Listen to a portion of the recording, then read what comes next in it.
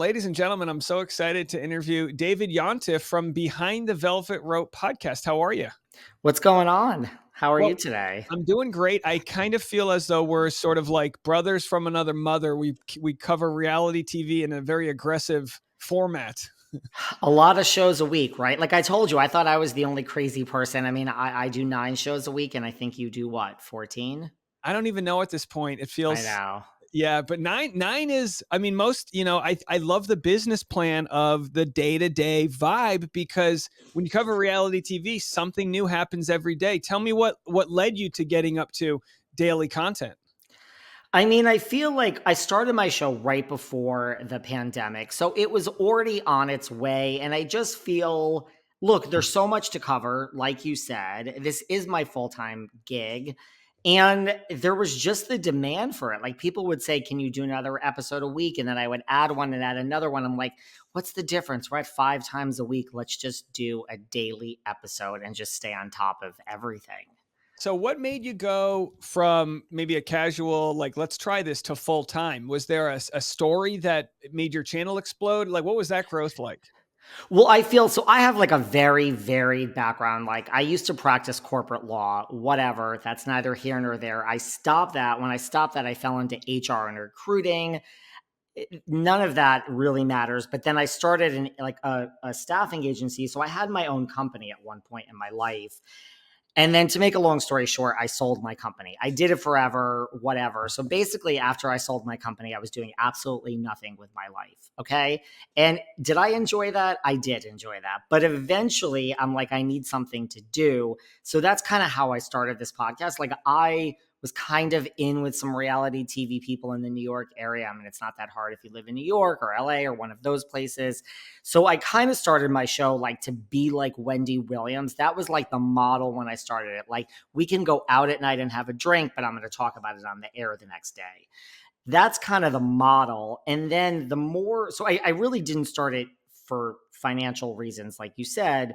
But then the more I started doing it, the more I realized I'm just not that in between person. It's not my personality. I either can work or I cannot work. If I am not working, that's great. But if I'm working, I'm all in. It's just my personality. I am probably a workaholic. So really nothing. It just started. I mean, the way it really built up was during the pandemic. I reached out to all these people to do interviews, and like everybody said yes. And I'm like, oh my God, I have all these interviews to do now.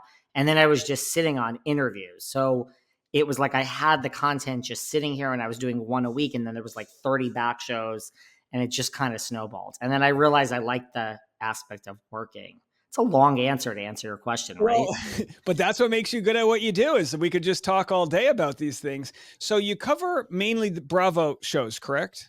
Yes, I cover like pop culture and other reality TV shows, but I always say to people like I could have Taylor Swift on my podcast and my audience wouldn't care as much as if I had, Erica Jane. It's Bravo is our bread and butter. Yes. I love Bravo. I've always said I think they do a much better job with their TV than the Bachelor franchise, but it's kind of just the franchise I started out with. But very similar, where people want to share their opinions, and those opinions help drive traffic because it lets the algorithms know, like, wow, this guy's got something that people are talking about here. And yeah, I've always felt this about Bravo. If I'm ever stuck in a bunker for an extended period of time, give me the Bravo channel, because everything on that show mimics like real life friendships. It's all sort of the most toxic version of that. But were you fully ingrained in the Bravo world before you started covering it, or did you have to kind of double down on the different shows? Because there's so many shows. I was totally ingrained in it before. I mean, in a weird way, I watch less now because it has become a job for me. But I was ingrained in this world. Like it is the world that I know that. And I started Bravo right from the beginning. Like I used to watch Queer Eye back in the day. Like Yeah. I'm really dating myself now. But certainly like, the OC Housewives, but I watched it all, like Millionaire Matchmaker, Tabitha Salon Takeover, Rachel Zoe Project. Like I was really ingrained in the Bravo world. So it is what I know the best. And so when I started this podcast, it was mostly for Bravo, and then I kind of branched out along the way somewhere. You But know, it is still my bread and butter. I love shows like Below Deck, which I only caught in the last couple of years, and I've probably binged dozens. I mean, like, I mean, there's so many seasons of it, but I kind of have broken down what makes those shows work. It's kind of like when Jersey Shore, they would go do their jobs, and you like watch them bang people and have their job, and you kind of felt like you were going to work with them. And I kind of feel like that's what Bravo is good at. They make you feel like you're sitting in with the friend group in Vanderpump, and it's very very addictive TV. It is. But I mean, look at the Bachelor franchise. Like, were you, how did you get into The Bachelor out of Yeah, all things? similar in the sense that I felt like I had a lot of opinions about the show, and I started recapping it years ago, but it was kind of just like a side hobby, and I'd get comments and built a little following. But during the pandemic, sure enough, I started going day to day, and I had the time to do it. And I'm kind of the principle where when the internet tells you something's working, light it on fire. Yeah. So I go, well, maybe I'll do 3 videos a week. Who knows? And next thing you know, I'm doing 5 a day. Just woo, let's go, let's talk. And people kept showing up. And I felt like the psychology was a lot of people just want a friend to talk to. They want someone to tune into at lunch while they're at work. And it just became like that, like a side relationship adjacent to how they might feel with a Bachelor or a Bravo TV show. But it's like one on one. It's like I'm talking to them. And I think I've just been lucky for that to take off the way it did.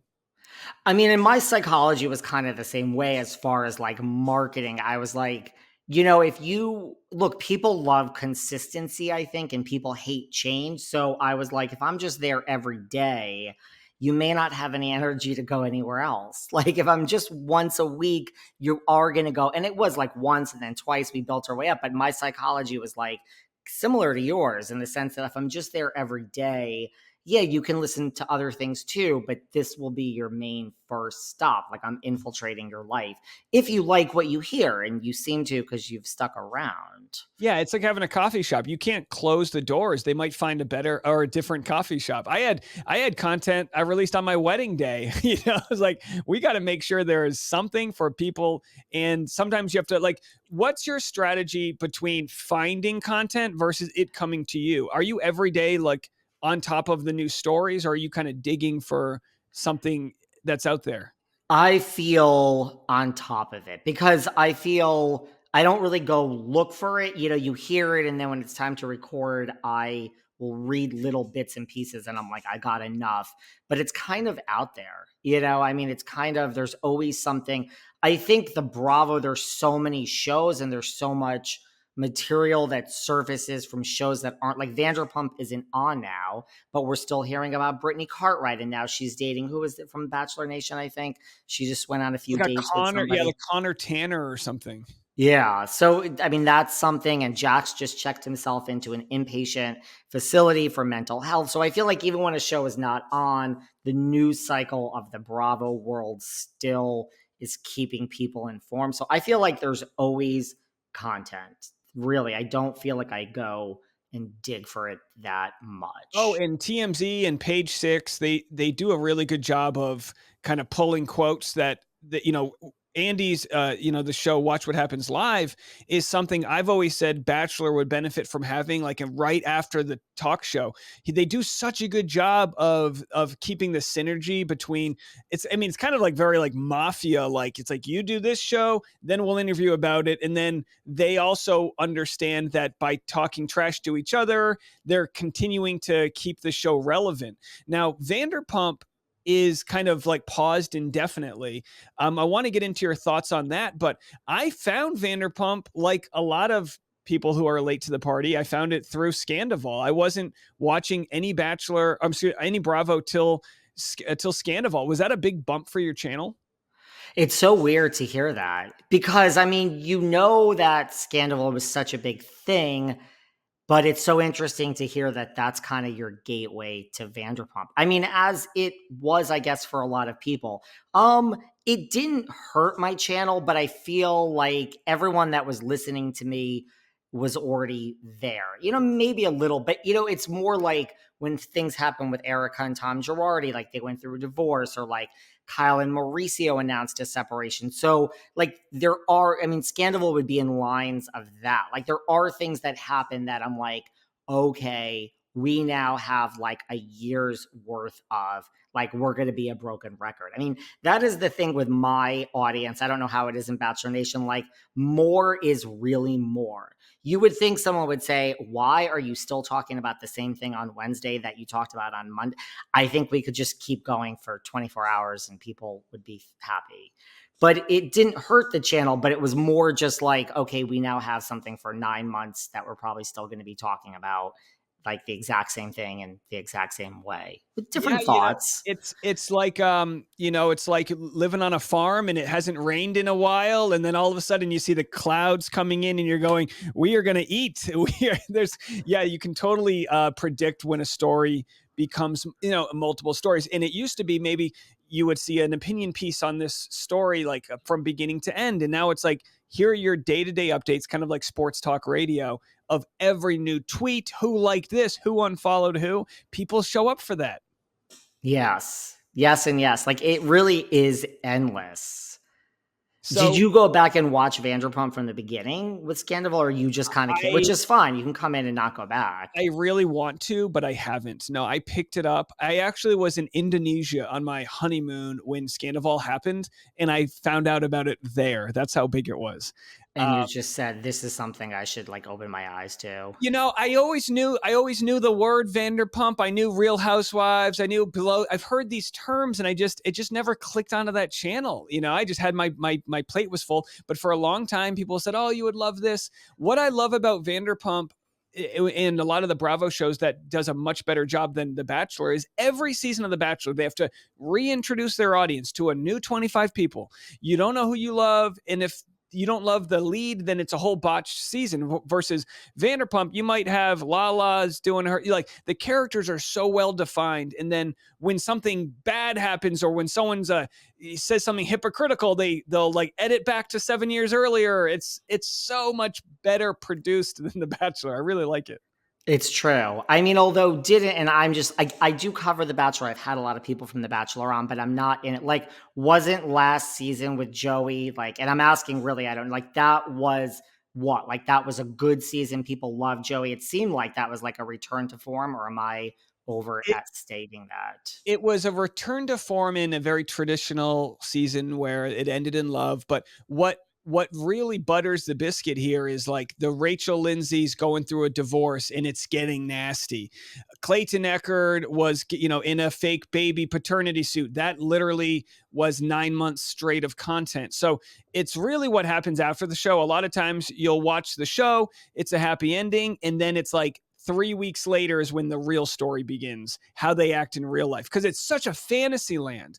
Now, the Bravo shows, yeah, those are fantasies as well, but like at least they're in a real world environment. The Bachelor is Right. so fantasy that they don't even know where, if they're going to live in the same town when they're done. And then sometimes these relationships end days later, and Instagram status update that will share their joint breakup story. We have a breaking news button for that. It just kind of becomes um all the stories that the show wouldn't like, because the show, like Bravo does a good job of the parasocial relationship and sharing all of the ins and outs. The Bachelor doesn't do that. So it's left up to channels like mine to cover it, because they're just a network. Like they don't care to dive into the mud pit. They just move on with like whatever, other TV show they have. Like it's not really their Yeah. bread and butter to discuss it in the gossipy way that works online, I think. I agree, but you are right. Like, I mean, what is The Bachelor now? An hour, or is it 2 hours? They should do like a half an hour after and get like a Rachel Lindsay or somebody from the past, two people to host it. It's like it is a missed opportunity for Yeah, they more just don't. They have ratings. the money. They could do it online. They just don't. Right. It's like they're like ABC's so wealthy, they just don't even care. It's a time slot. It's a 2-hour time slot, 3 seasons a year between Bachelor, Bachelorette, and now Golden Bachelor, that they can just like know that it's a cheap show that they can make, so they don't have to worry about it. So it's kind of, I mean, it creates opportunities online. Now, I wanted to ask you about the business side of the podcast. You do so many episodes a week. that, we all get paid a percentage of every download that comes in. When you and I having such a high volume of shows, every new audience member we get can grow exponentially. So what's your like growth model? What are you trying to do to really blow it up? Because, you and I mean, we could take over the world with the amount of episodes we've got. Well, that is also originally, I guess, to answer your question, I could have answered it this way. I mean, that really is why I went to 7 days a week and then 9 episodes. It really was more is more. It really was based on ad revenue and downloads of like, wait, if I have double shows this week and then 3 and then 4, I can make more money. I'm like, why wouldn't everybody do this? My plan is like, look, like how long? So how many years have you been doing this? Like, this is my 5th year. So, in a way, my goals are different now. I would like to grow this show, but it has grown. Like, it's almost like, well, I might be at maximum capacity. And if this is it, that's okay. Which it's not how it sounds. I work all the time. I want more. I'm open to opportunities, but I feel like, how like if you're on a reality show and you're given so much and you mess it up and then you're fired and they kick you out and you're never to be used again. And you're like, God, it was such a great run. I don't want to be that person that's like, because look, I am humbled to know that anything could happen, right? Like, let's not put that out into the world, but we're content creators and anything could happen. So I feel like if this is it, it's not so bad. Like, this could be a lot less every year.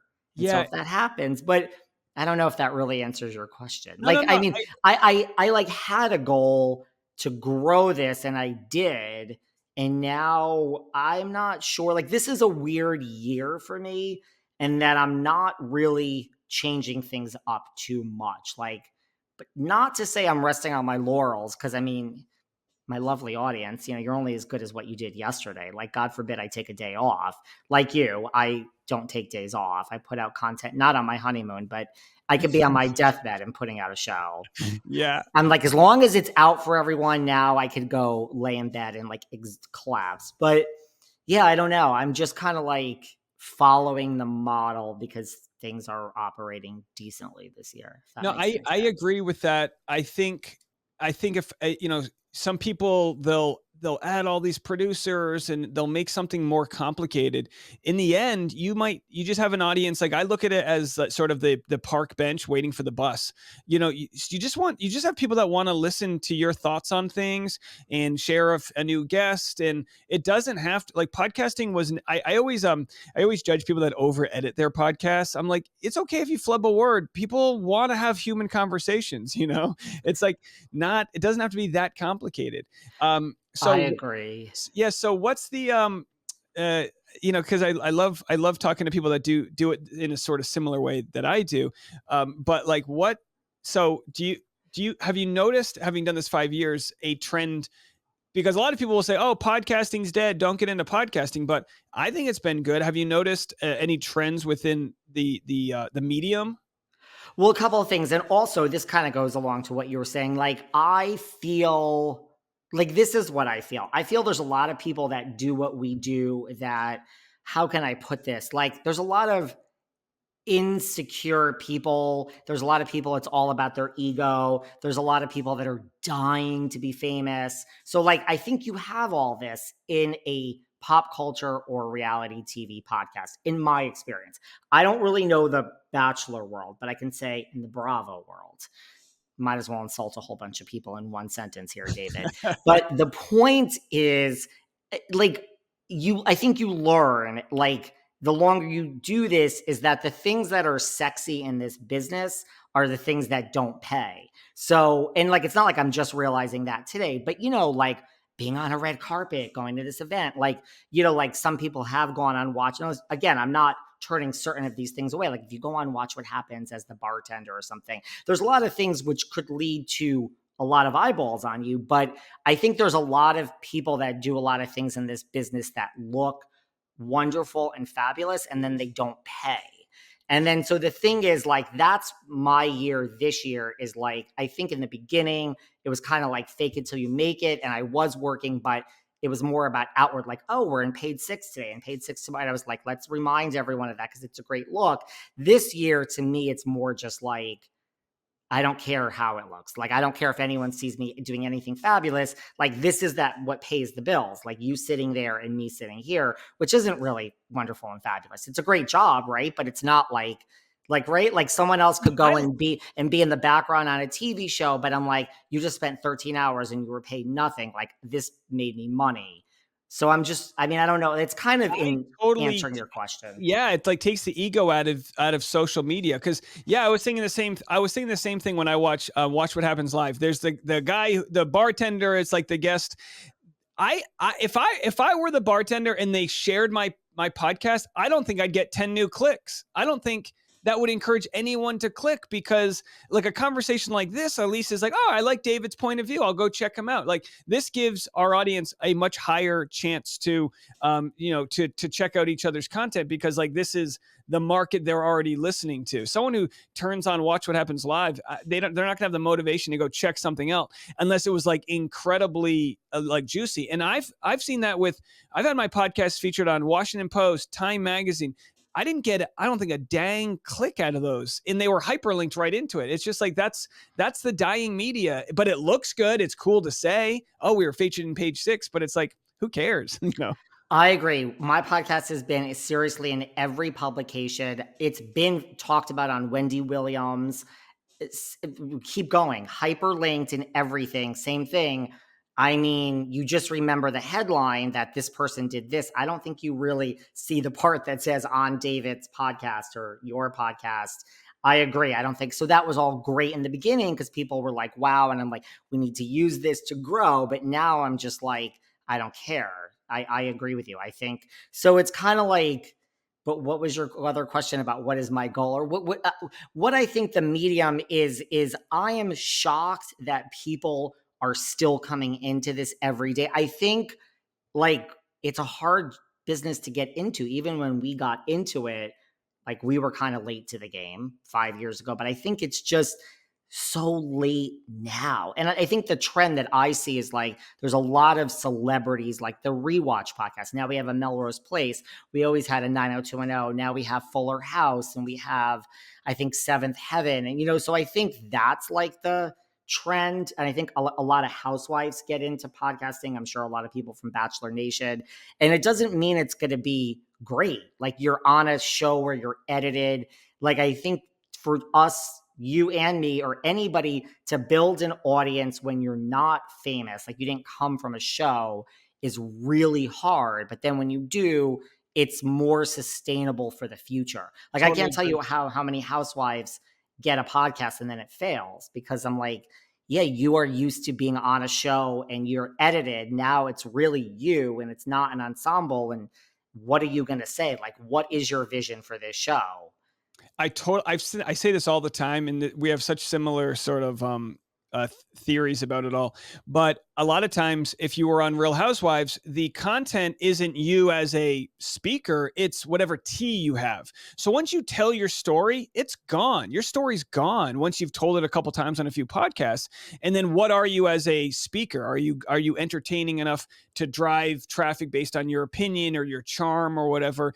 And yeah, I have a friend group in the Bachelor world of non-alumni content creators, and we have more in common than the alumni because of the alumni. They're all here's 1 million followers, go do something with it, and then they slowly lose their followers. But those of us that started with nothing, we're here because of like our trusted opinion on the different topics, not for tea that we have. So yeah, I think you're doing the right thing. And I'm really excited I was able to meet you and chat about it. For everyone who's following you, we have Behind the Velvet Rope podcast. And is there anything else, anywhere else people can follow you? Well, I was going to say, you're going to be coming on my show. We're going to come up with some good topics to discuss. Yes, you could just look for Behind the Velvet Rope on Apple, Spotify, everywhere you find podcasts, mostly Bravo. We've had some Bachelor Nation mixed in there, or you can follow us on Instagram at Behind Velvet Rope. We have a YouTube channel. But if you really want the daily episodes twice a day, go to Behind the Velvet Rope on Apple or Spotify. And they could start with your episode once you're on. Well, thank you so much. I appreciate it. Come back anytime. I will. Thank you. All right. Take care. Bye.